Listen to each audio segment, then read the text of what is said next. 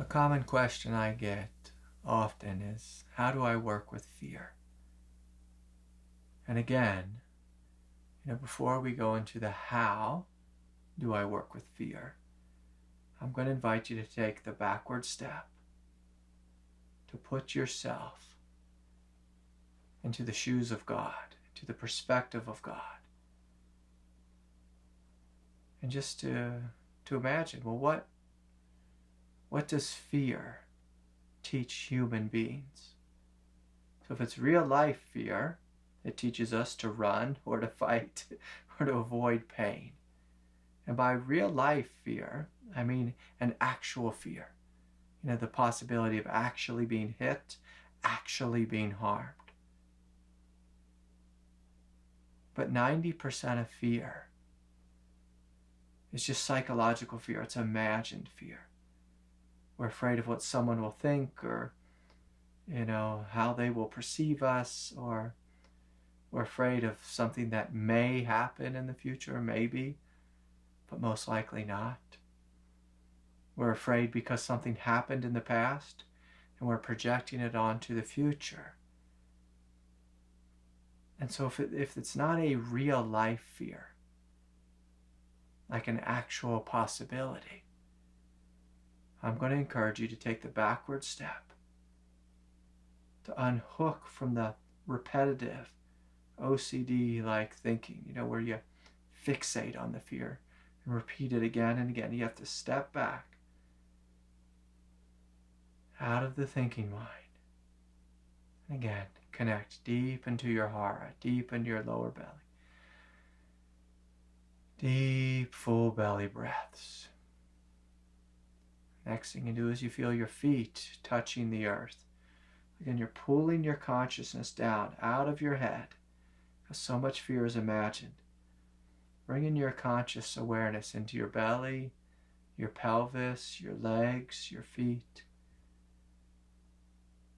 And then just to gently look around, to literally look around and say, is there anything actually dangerous here right now?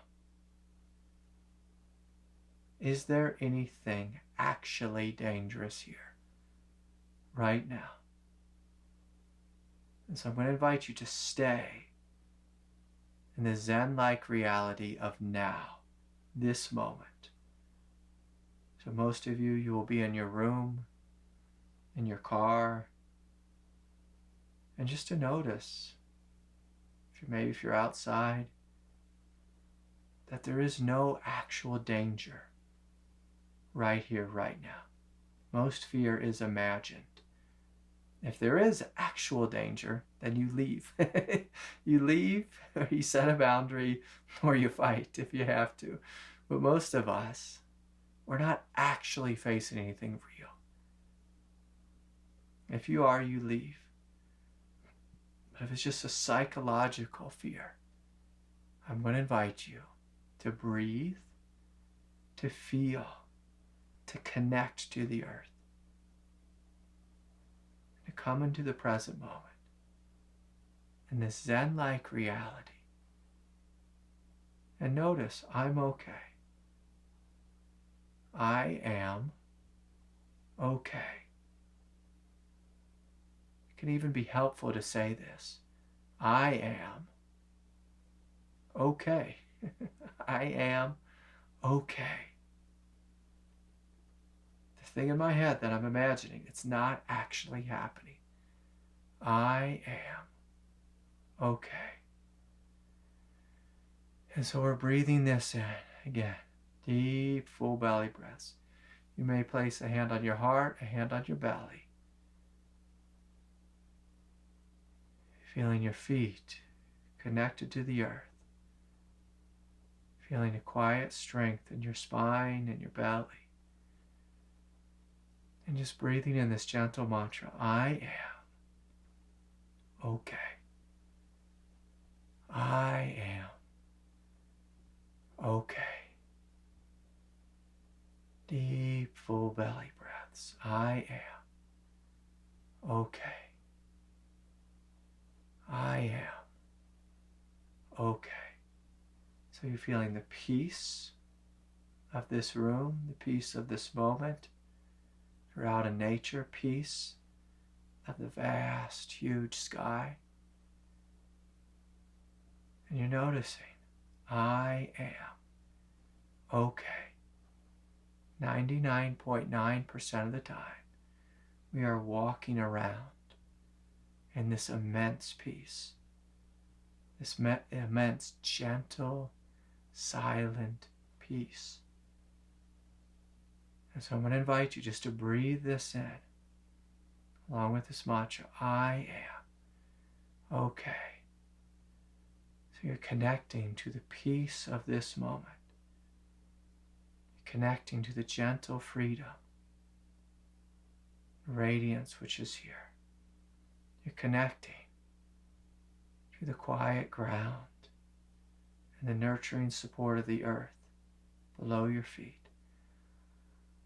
I am okay.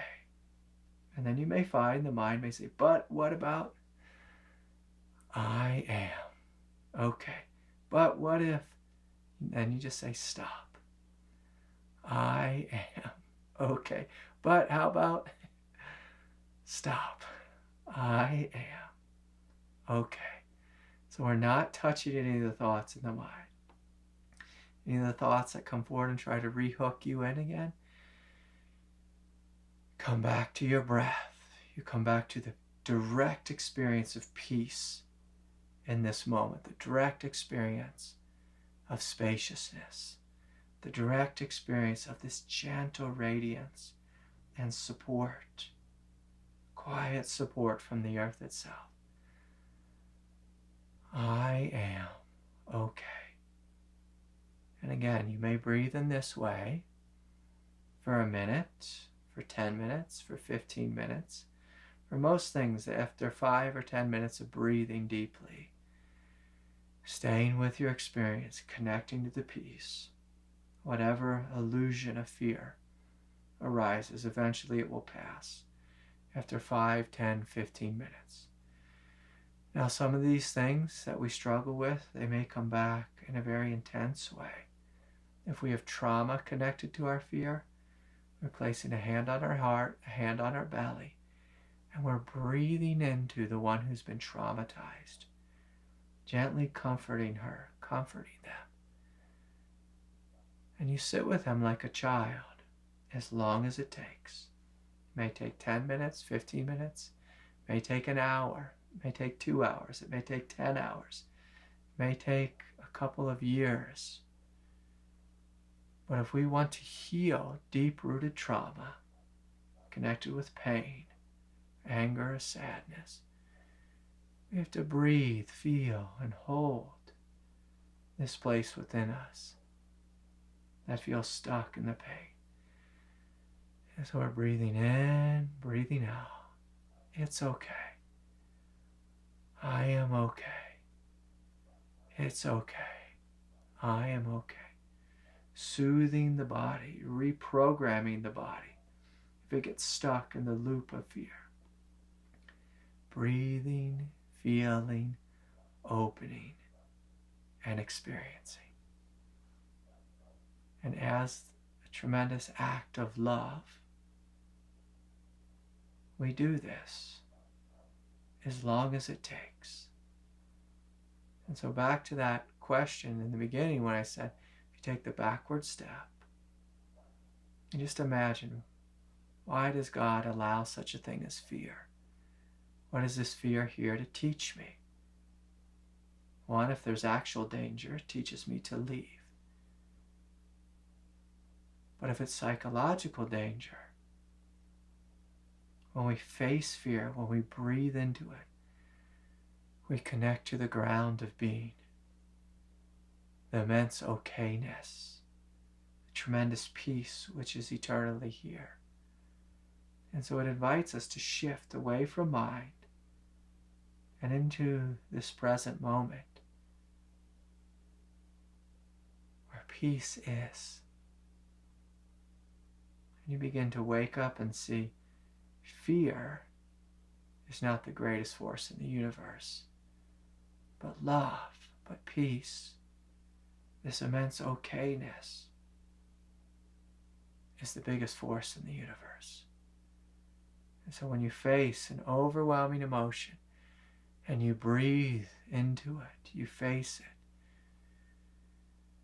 you connect to the eternal okayness of life, eventually you'll see that which is untrue, fear, will come and go. That which is true, this immense groundless ground, this immense Buddha nature, this immense peace is what's real. Your job is to be with what remains. Breathe, feel, experience, let go, and be with what remains.